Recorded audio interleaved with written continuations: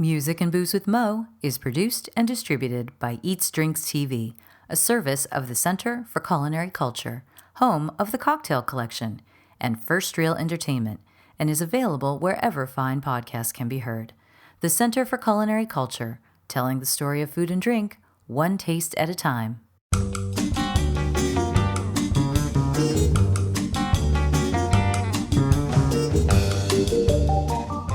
Welcome to Music and Booze with Mo.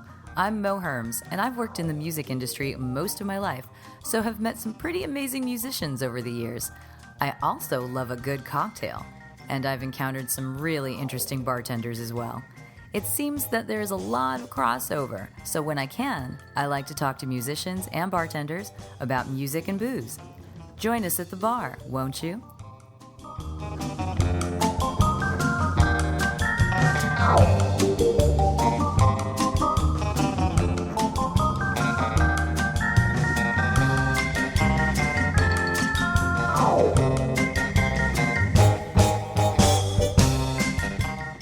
Music and Booze with Mo is brought to you by The Mermaid, an underwater oasis with tropical cocktails and more, located in the Little Tokyo district of downtown LA.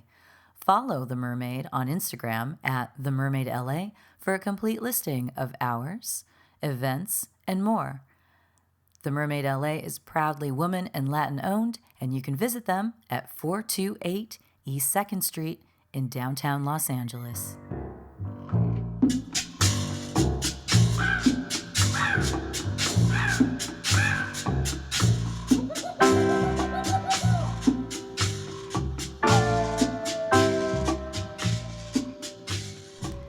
Welcome to Mo's Tropical Summer. As any regular listener knows, every summer I get to talk with people from all over the world, actually, who work or own bars with a bit of a tropical bent to them, and this summer is no exception. So sit back and relax, mix yourself a drink that has lots of fruit juices, rums, and maybe even an umbrella, and enjoy tropical summer.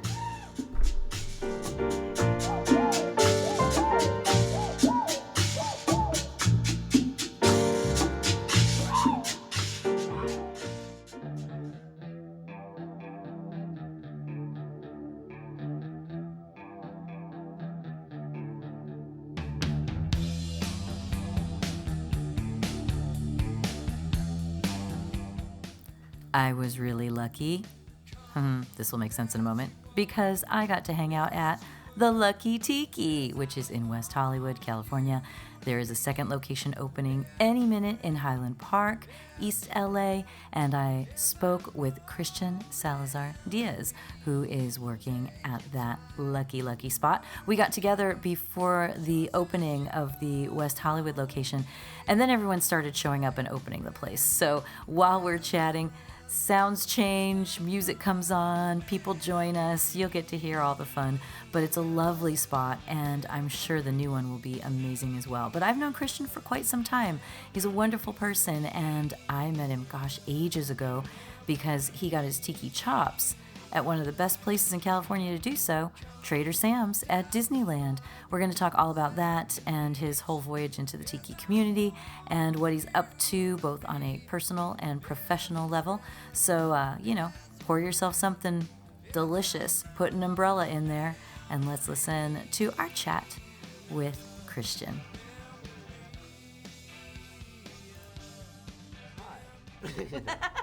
You've heard the podcast. You know how it goes. My name is Cristian Diaz, a.k.a. Skipper Cristian. I have been a bartender for over 20 years. I have been a tiki bartender for 14 years now. I started off at Trader Sam's Enchanted Tiki Bar in Anaheim for 11 and a half years. From there, I moved on to Lucky Tiki, 1933 group, where I have been for the last year, working with this wonderful team with David Ray and doing a lot of nerdy, fun things. A lot of fun things. Well, I met you at Trader Sam's back in those days, but I have no idea what you were doing before that. Yeah. Like, because obviously to get to Trader Sam's, you have to be a decent bartender because the drinks there are great and they're tiki drinks, so they're complex, you know. Right, so you can't just start from scratch. Right. There. And here's the thing. It was purely accidental. It was purely accidental, sort of. So I was an intern in Florida in the Disney College program through culinary. I was going to culinary school. Oh wow! And, okay. When I was about to already graduate, explained so much of what I know about you. right. All of this started with food. All of it. My whole passion for everything started with food. I knew I wanted to be in the business the minute I stepped into it as a busboy and a prep cook, and from there just kind of went with it. And worked at a Brazilian restaurant for a long time, did clubs, all this in Fresno, in Central California. In Fresno? Yeah. Oh, wow. So were you working it was like full on dance clubs and it was like clubs high at night, volume. restaurant in the day, and in the morning, City College, right? So I got my associate's degree in business. The club that I worked at was right down the street from my school, from my city college. So I would park my car at work, I would do inventory, go to school, get my classes done, go back, get my order in, get that going, then run to the restaurant. It was owned by the same guy. So I'd run to the restaurant. And Fresno's small. It wasn't like you get 15 minutes and you're everywhere, right? Yeah. So I get back to the other place, do my homework before we open, get my prep done, start service, and we would do this every day. Wow. Wow. Eventually, I decided that after my associate's degree, I was like, I don't know what to do. I think I just want to go to culinary school. So I did. Went to culinary school, and while I was there, got recruited by Disney. I went to Disneyland with the intention of cooking. I wanted to cook at Napa Rose as what was called a Cook One, which is like front line, right there, with the chef. And they looked at my resume and were like, yeah, no. They were like, Napa Rose was aiming a little high at that point. Yeah, they wanted more. Hey, you never know. I understood. They were like, listen, you have like 3 years of cooking, but you have like 8 years of bartending. Like, why don't you try at this tiki bar that it wasn't even a year old yet. Yeah. And I didn't know what tiki was. I didn't know what I was going to Trader Sam's ask, because I remember going to Trader Sam's shortly after it opened. Yeah. I mean, I had the advantage of growing up in Southern California, Right. so Disneyland was a part of my life. Right. And the Enchanted Tiki Room was a big part of my life. Yeah, so I knew that. And I had the album and all this stuff. Right. So when this was opening, I was like, oh my God, it's the Enchanted Tiki Room with booze. Right, I'm like Dole Whips with booze. Yeah, Yeah, okay, how can I not want to go there? Right. So I that's exactly what I did, because I had it. Let's say I had an interview on Wednesday, right? So I went to check it out on Saturday. Yeah. And God rest Skipper Ron was my skipper, and he made us drinks. He showed us all the shows, and I was like, was that my phone? Totally fine. Yeah. Totally so fine. I was like, wow, the drinks are good. This is really cool. Sure. Interviewed, got the job, and what really got me really passionate about tiki was when Kelly explained to me the cocktails. When I saw that there was a culinary connection to the syrups, to the combination of flavors, to the history of it all, that's what got me into it. That's what sucked me in. The Disney part, I was already there. I already loved Disney, so that was easy. But the connection happened right there. When and also meeting Kelly and seeing him with his friends, which were you guys and everyone else, I was like, wow, what a cool vibe, and so little by little I just fell in love with everybody, and first it was the cocktails, and then a couple years later I started going out into other tiki bars and venturing into the culture a little bit more, which just made me fall in love with, basically just I got a part of it and I just never came out. Right? Totally. Yeah. There is something kind of entrancing about it, right? The whole vibe of it can be so just enchanting, Yeah.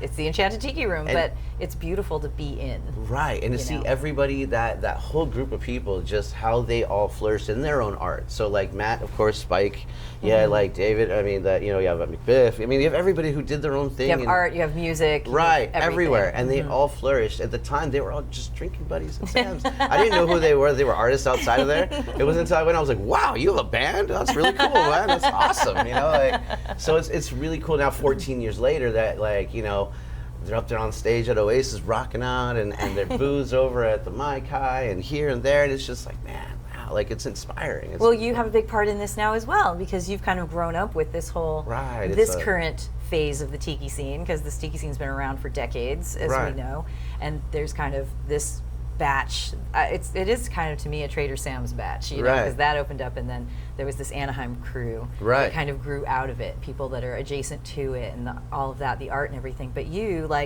coming in and doing these drinks, like, how was that for you when you first started making these tiki drinks at Trader Sam's? I guess it's not like a high volume. At that time, it wasn't super crazy. Yeah, you guys make the drinks for outside, so yeah, that is kind of crazy. It was outside. Plus, we were open until 2 a.m. back then, and there was no limit to people. We could have 2 or 3 deep standing room at that time. Yeah, I mean, because I used to go. I was just starting to think back, and I'm like, I guess I'm just thinking that because it's small, but I'm forgetting there's the entire outside space that people can sit at. Yeah, we used to crank them out, and that was a great like I would say, like a boot camp into, like, I will tell you this. I have had the pleasure of visiting a lot of different tiki bars, and Trader Sam's has to be one of the busiest tiki bars on the planet. Yeah. Period. The amount of drinks they pump out on a daily basis is absolutely impressive, and it's a great place to learn and really appreciate. You know what it is to be a high volume tiki bartender. You will get asked for 34 zombies. You will get asked for 3 dots and a dash. You will get asked for Missionary's Downfall. It happens. Like, people know and understand that the menu isn't everything there is. Yeah. And that applies to kind of every tiki. Not gonna lie, I would go in there and ask for off-menu stuff too. I'm like, but I would do that a lot of times because I'd be like, what do you feel like making? Because sometimes, you know, of course, the majority of folks are going to order something off the menu because they're there for the Trader Sam's experience. Right. But having been one of those people that would go on a Friday night and then just get a room nearby so I could not drive home drunk. Exactly. I've done that, and I live in Anaheim. I know. You know what I mean? Like, it's crazy. You know, I love it. I would Even totally me. do that. Get some cheap room. Oh, yeah. Just take a lift over to it so I could just drink and not worry about it and have to, you know, all that. Absolutely. So because I was there so much, sometimes I would ask. I'm like, is there something you feel like making? Because maybe you want to stretch your bartender muscles and not necessarily just make another zombie. Exactly. And that's where the riffs come in. You start to connect. Like, I started making my own syrups, and I started making my own bitters, and I started playing more with rums and tasting more rums, and like doing it off the clock, not just when you're at work. And so that passion is where I started understanding, like, watching Kelly with his notebooks. Like, I started doing the same thing. I started like taking on some of his what he does in my own craft because it was helpful. Like things like waterproof notebooks and taking your own notes and making sure that, you know, you can play like grog log roulette with certain things and then do your own riffs. And so like I started mimicking, you know, my mentors and just kind of growing from there. And just it was the culinary, like I said, it was the culinary part that really attracted me to it. The cultures what made me fall in love with it. So, and of course now the people, you guys are like my family. So like going to Oasis is like a giant family reunion. It's amazing, you know. It's so awesome. It is good to get to see everybody. It gets bigger and bigger and bigger every So year. how long were you at Trader Sam's before you decided it was time to like get out there and see the world? I think I started feeling like that in the last year. And it was kind of like manifestation. And you were there, what, 10 years? 11 and a half, almost 12. Yeah, that's a long time. Yeah. At one place. It was. And what came through my mind that last year was, because at that point we were discussing Lost Skippers, which is the place that me and a few guys from Trader Sam's are going to be starting pretty soon. So just FYI, everyone, keep your ears open for Lost Skippers. Lost Skippers. Yeah. Lost Skippers Distillery and Brewery, Anaheim, very soon. Very hopefully. soon. So that was already being tossed around. So my thought process was, if as much as I love what I'm doing and how safe this is, I don't want to give the rest of my body to this, because I was already feeling it physically. I was at a point where I was kind of just like having to convince myself to go to work every day. Whereas before I was like pumped and ready to go. And honestly, I manifested it. I was in it. It wasn't like I just walked away. Things happened that created a situation in which I had to walk away. It wasn't necessarily my choice, but it in a sense it was something that I manifested on my own. So when I did leave, it was time, but it wasn't necessarily all on my own terms. Let's put it that way. Okay. That happens, and sometimes it's for the best. And that's exactly right. I mean, I know I've been laid off, and the first time I got laid off from my job, it completely changed the trajectory of what I did, and I'm still in that zone, which was good stuff, you know. But I was worried that I was going to sacrifice. How can I put this? I didn't want to be in horrible shape by the time I was starting Lost Skippers. So if I was going to sacrifice the next 20 years of my body, I want it to be mine. Okay, right? that makes sense, yeah. So, and during that little break is when, life and some growth was happening, and I started missing doing tiki, and reached out to David, who I was introduced through Broken Compass, through Frank. And yeah, we all just vibed because Frank, Frank is, but David is he's amazing, man. He's just like me. He's very innovative, forward thinking. He loves things to be in foundation of the culture, but being innovative and pushing the envelope forward, which is what I'm all about. And this is how you wound up with Lucky Tiki. I ended up with Lucky Tiki. And so explain what Lucky Tiki is to anyone who doesn't live in the area and isn't familiar with the trajectory of Lucky Tiki, because it's got a history almost like your own. You're right. So Lucky Tiki was once a location in, it was in Hollywood. Yeah. Yeah, it was in Hollywood proper. For, what I would think, maybe 20 years ago. Yeah. And things happened. It had to be put away for a little while. It had to be shelved. Yeah, I think it existed not even a year. Yeah. Right? It was a very short period of time that it operated as a bar. Right. And Bobby is very good about just maybe not this time. Maybe this is not the time for this, but doesn't mean that it's not out of the realm of possibility. So when he started Tell of the Pup, he brought it over here. It was doing very well, but this space up here he saw could be utilized, and perfect space to do a tiki bar. And of course, he knows everyone. Of course, he's from the old school as well. So he built this beautiful place. He had all these different artists from our community come out. He reached out to all the family, Crazy Al, you got like people who have been involved in the original Lucky Tiki. Right. Were involved in building out this space, this speakeasy, tiny speakeasy space that you guys have. What's the capacity of this spot? Is it like 50 or 50, something? and then we have a patio because it's another maybe 40. Yeah. So he made this beautiful space with all this wonderful art. I mean, it's so immersive. You walk in here and you're immersed. Wonderful escapism.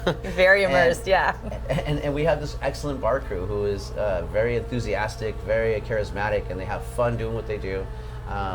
We are here in the middle of West Hollywood. We are 7 miles away from Macadam Place, where the original Dawn the Beachcombers once stood. And to me, that means a lot. So, and you're also a couple miles away from where the original Lucky Tiki was. That's right. It's so all the very history, close. the history it means a lot to me. So I've done my best to try to share that enthusiasm with these young ones, with the younger ones, the ones that are kind of getting into it, and it's hopefully bled into their enthusiasm a little bit.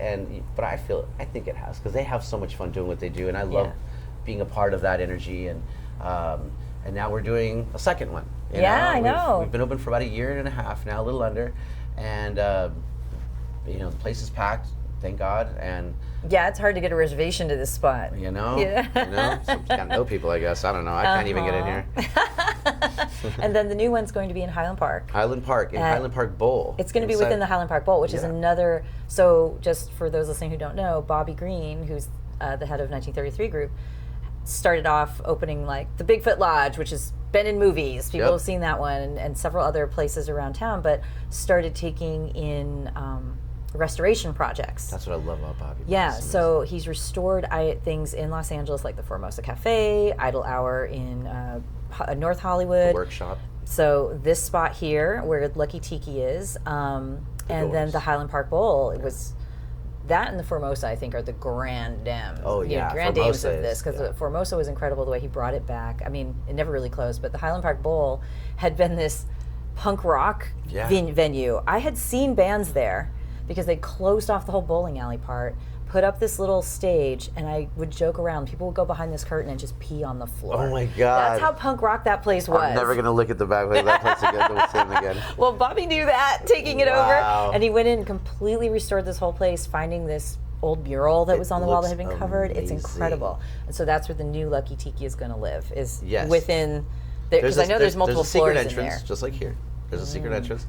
I don't want to give too much away, but people will just have to find out. They're gonna have to find out. It is different from it's a different vibe from West Hollywood. West Hollywood is gonna have its special vibe, its own personality, because it's West Hollywood. Yeah. Highland Park has its own personality, and I believe because of my roots, it's gonna make a lot of sense. Let's put it that way. It's gonna make a lot of sense. I might be spraying you with water a little bit. That might happen. And the drinks might be a little bit more nerdy than you might be used to. Well, and that's where I was gonna go, because I know you, and you brought up the culinary thing, and I'm like, oh, that explains so much, because I know that you like the molecular side of things. Oh man.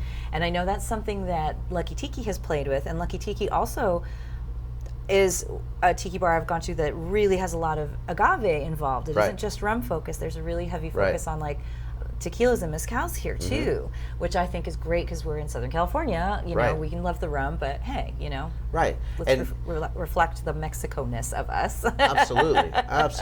And that also doesn't, like I said, even with just like Trader Sam's, just because it's not on the menu doesn't mean it cannot be executed. Exactly. So you have the magic of what we're presenting, but don't forget, we're still a tiki bar. If you want a 34 zombie, we'll get a 34 zombie. But I applaud David for being that bold, for doing something that many people would see as, you know, maybe not tiki, or may see it in a way that's scary. And I like that. I like scary. I like crazy. Yeah, you know? playing with it a little bit. Well, I mean, you have to. I know you had the opportunity when you were at Trader Sam's to make new cocktails sometimes, because they would give folks, it's your turn, make something we'll put on the menu. We'll feature somebody, or for a special event perhaps. Yep. You know, there would be a special drink that would come up for that event. Oh, it would never really go away if people remembered it was there. You know? Yeah, absolutely. And in this particular space, which has ties to the doors, can you remind me, did they record in this building? Is that what it was? So we have About an hour ago. Took a look around, they went with a wind blow. With a little girl in a Hollywood bungalow. Are you a lucky little lady in the city of light? Or just another long thing, yo? City of night. City of night. City of night. City of night. Wow. So this place used to be called The Workshop. It was a recording studio for the Doors, and they recorded LA Woman right downstairs. We have 2 plaques commemorating it by the city, and we believe that the bathroom was either the recording booth or maybe just a bathroom. We're not sure. But we're pretty sure Jim sang in it either way. And we know that there was a lot of partying going on here because, hey, it was the 70s. So we do drinks to commemorate that, and I have even played the Doors over and over and over in here just to see if something will happen. And, Yeah, right? Is anybody going to show up? Yeah. maybe some passed away sound engineer who's like, stop it!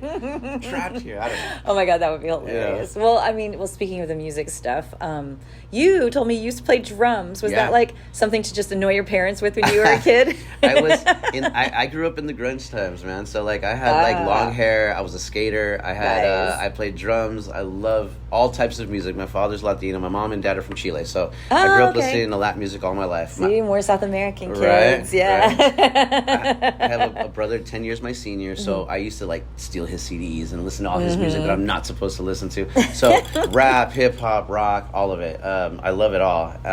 But as an adult now, I like more like swing, electric swing. I'm really into more like an old school sound with a little bit of new wave vibe. And I just like things that keep my heart pumping in a good way and keep my mind in a positive place, so that I can. I mean, cooking and making drinks are my love language. So if I'm in a good mood, drinks are better. You know what I mean? So. Well, when you were a kid and you were playing drums, did you ever like have any aspirations yourself? Oh, You're like, I'm going to be in a band. Oh yeah, I was in a band. Were you? Oh, I was in a band. We were a shitty band. It was bad. But we were obsessed with Nirvana, Smashing Pumpkins. We wanted to be No Effects. I mean, we. So were you guys just playing covers in the garage? Oh yeah. That was. I love it. I love it. That's so pure. Yeah. Soundgarden. Oh man. Did you ever like play any friends like backyard parties or anything? Or We did you tried. just live in the garage? There might be a video out there that exists of some really bad.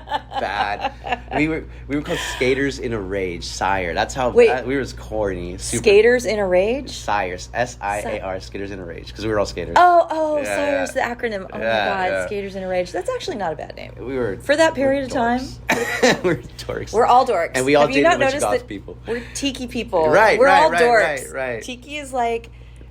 Someone said to me once, and I've probably said it on the podcast before, that tiki is where subcultures go to retire. That makes sense. Because you meet a little bit of everybody in sense. there. So you guys were like skater, like grunge kids that were dating goth girls. That pretty much. I love all Pretty of much. this. This is so perfectly 90s of you. It's yeah. perfect. It was crazy. It was crazy. What kind of covers were you guys doing and stuff? Oh man, so Nirvana was my favorite stuff to play. Yeah. I love Kurt Cobain. I love Dave Grohl, which is why I love Foo Fighters now.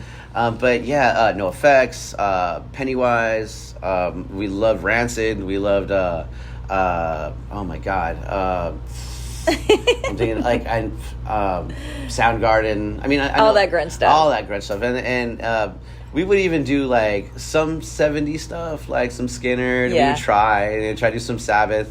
Fail miserably. I love Dana Carey from Tool. I love Tool very, very much. So like there was a point where we started touring to do that stuff, but I can't play Dana Carey. And I haven't played now in years, but I still love music. I'm very, very connected to it. Yeah. And well, that, just speaking of Tool, isn't that a music and booze thing? Doesn't Maynard have like a vineyard or something? yeah, so I have a bottle of his wine signed by him. Yeah. Nice. So you will never drink Maynard it. Keenan. Yeah, no, actually I did drink it, but I kept the bottle. You kept the and I had bottle. to- yeah, Okay, yeah, good. yeah, yeah. How was the wine? It's really good, actually. Oh, wow, look at Stronghold, the that. Arizona Stronghold is actually really good. That's cool. I mean, that's something I'm so intrigued by. See, it's stuff like that made me even start doing this podcast in the first place. Absolutely. These music people doing all that kind of thing. Yeah. So, well, you said that both your parents are from Chile? Yep. And so, did they come to this country and you were born here? Yeah, so my dad came here on a scholarship. Oh, wow. And he when he became a citizen afterwards, and then when like the whole like dictator when it got communist stuff sketchy. happened over there with Allende, he stayed. And then brought my mom. Yeah. I married, had me, and here you are. Here I am. so you were hearing that music when you were growing up. Yeah. I'm figuring that that's still there. So. Oh yeah, Julio Iglesias, Aaron Ramazzotti, Luis Miguel, Los Prisioneros, all that stuff, and I still listen to it, and it's nice. It's really nice. It keeps me connected. What's your like nostalgia music from when you were young? Mine's like old cumbias, because the cumbia stuff. No, it's totally fine. The cumbia stuff started like in Colombia, like way back when, and it was like poor people music and everything. And hey, we're doing a podcast. Oh. Don't worry about it. Thanks, Sean. You keep the music on. It's good. You sure? Yeah, All totally. Right, cool. Never mind. Thanks, Sean. I love having the music. Oh.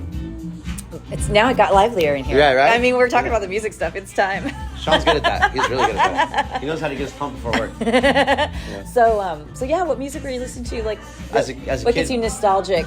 Oh yeah, Los Prisioneros is probably the main one, because like I remember that in Chile, hearing that, and there's like 2-3 main songs that they still play today, and like Tren al Sur.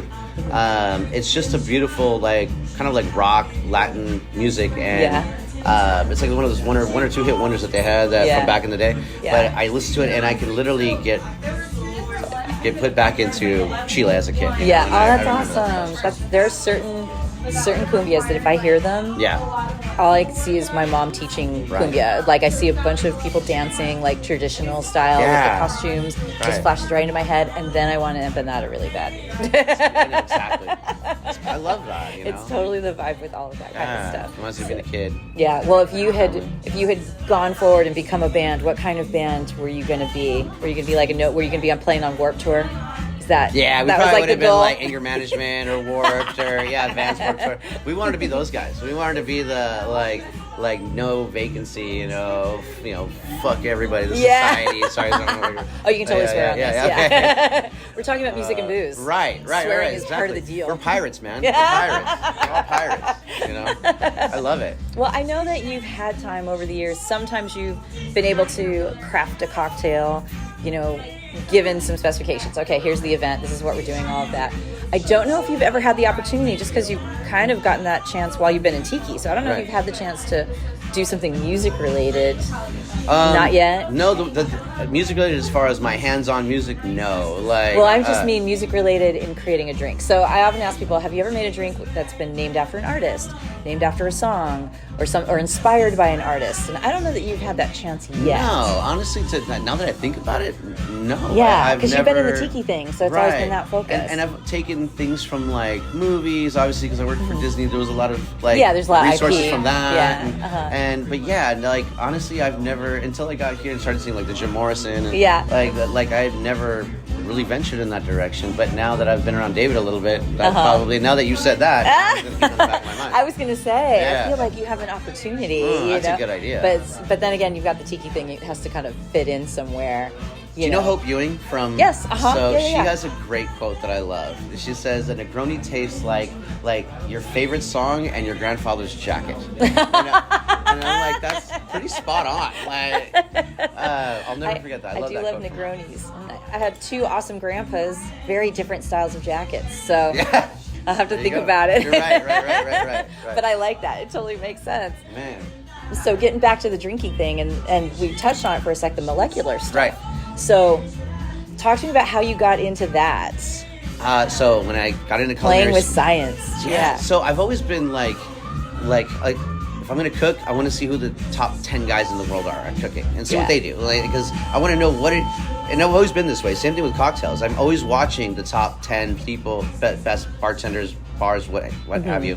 Because I want to see what they're doing. I want to see where what kind of innovation is happening. What is considered the best? Yeah. And so at that time, it was like Ferran Adria. It was like Ortiz. It was El Bulli. It was all the Spanish, molecular gastronomy that was just coming out, and it was amazing. So I after I got a lot of foundational stuff in me, I was in the library just reading about these guys and seeing what they were doing. Yeah. And when I got into the bar, I took a lot of the stuff that I learned in culinary school and I wanted to apply it in the bar, because I would see a cocktail and say, well, what if we did it this way? Like, what if we took a little lecithin powder and add it to this thing and then make a foam, and then what if we freeze the foam afterwards?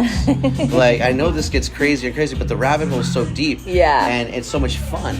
Yeah. And so I love that stuff, and I love playing with like liquid nitrogen, and I love playing with like agar. Like, my bar is very unique because it has a ton of traditional boozes, but it has this one shelf that's just full of powders, and like I have to label it with calcium, calcium chloride, calcium, and so. But each one has a purpose that can turn a drink into an experience. And that's what it's all about. Like, I want you to, nothing makes me happier than when I see that reaction of somebody seeing something and then tasting it, and it's completely different from what they thought, but it's in a good way and it clicks. It's like a good dish, and everything goes together, everything makes sense. I always say I love cocktails the same way I love food and desserts. Right. It's like someone with the creativity to bring these flavors together that I may not be aware of or think of. Something new, something interesting. If there's some science in it, I'm like, how did they make this happen? And that's my music. That's my love language. That's so, where you've gone. I tell people that tiki is just another genre. We're musicians in our own way. Tiki is a genre. It's creativity. Right? So some musicians are really good in one genre and really good in another genre, and some musicians you can hand them any instrument and they will be masterful at anything. Right. And I've seen that with bartenders, I've seen that with cooks, I've seen that with there are people just like that, and I feel like there are many types of bars, just like there's many types of genres, and some people are better at being, craft bartenders. Some guys are better at being dive bartenders. Some guys are better at being, club bartenders because they're fast, and so. But there's no wrong answers here. We're all playing music. We're all doing what we love, and we all want the same thing, which is to create an experience that's memorable for people. Other than just the cocktail. The cocktail is just what connects you to that memory. So then what do we have to look forward to with Highland Park Lucky Tiki, since that's the next thing? There's going to be a lot of fun, a lot of nerdiness. There's going to be... You said it's a slightly different menu than what is at slightly different. Well, West there will be a Hollywood. different menu. So we do want to... There will be some things from here over there, but not a lot. We want to keep 2 personalities separate, because there are 2 separate personalities. Yeah. We are related, of course. We are one. We are Groot. Yeah. But we definitely want to make 2 different experiences, so that way you want to come to Hollywood, West Hollywood, to experience this one and then experience the other, because they're both...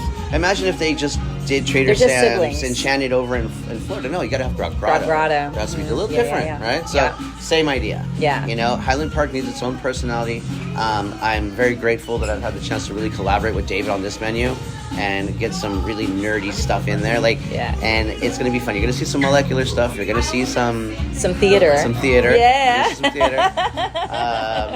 And you're going to see some great art from a lot of great artists. Oh, that's fantastic. I'm so looking forward to seeing it. I can't wait to see the whole family there. It's going to be so cool. Awesome. It's going to be so cool. So, last question then. Yeah.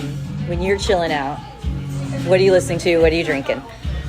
Usually, I mean, anybody that knows me knows I love Trinidad sours. So I'm usually drinking a nice Trinidad sour with the orgeat that I make myself. I make orgeat with pistachios, marconas, and roasted almonds. Oh, that sounds really good. Yeah, it's all in the orgeat, girl. It's all in the orgeat. Oh, yum. So, good Trinidad sour on the rocks.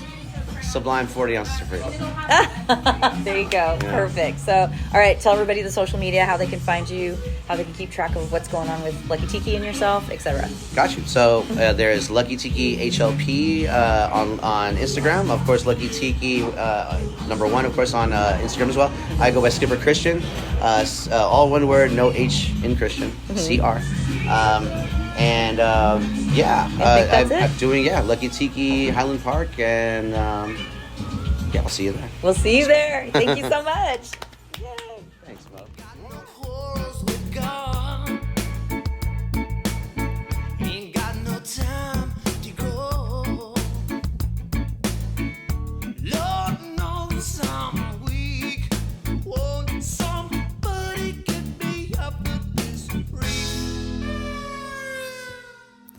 And thank you so much, Skipper Cristian. That is the Instagram handle where you can find him and find out about his upcoming shenanigans, which includes Lost Skippers. You want to follow that, the distillery and brewery they are planning on opening up in the future, and all the things that are going on at Lucky Tiki, both in West Hollywood at the Lucky Tiki and in Highland Park at the Lucky Tiki HLP. It's always fun to get to interview friends and to get to learn more about like how they got to be doing what they do. It's too easy to just sit around and gossip and never get around to, the professional aspirations and all of that. Also, head on over to Spotify to the Music and Booze with Mo profile to check out his playlist that he made for us. And yeah, that's it. Thank you so much for doing it, Cristian.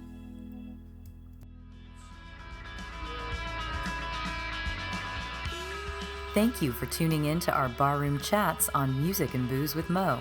For more info about today's guest, or if you want to connect with me, check out my Facebook page, Mo Herms. Please subscribe to the podcast and feel free to tell all your friends about it. While you're there, give the show a rating and a review. It really helps to get the word out. If you want to hear the playlists our guests have curated, search She Be Mo on Spotify, SHEBMO. Find pictures of the interviewees and the cool stuff they create on the Music and Booze with Mo Instagram account. Lower your expectations and join us at the bar. Till next time, cheers.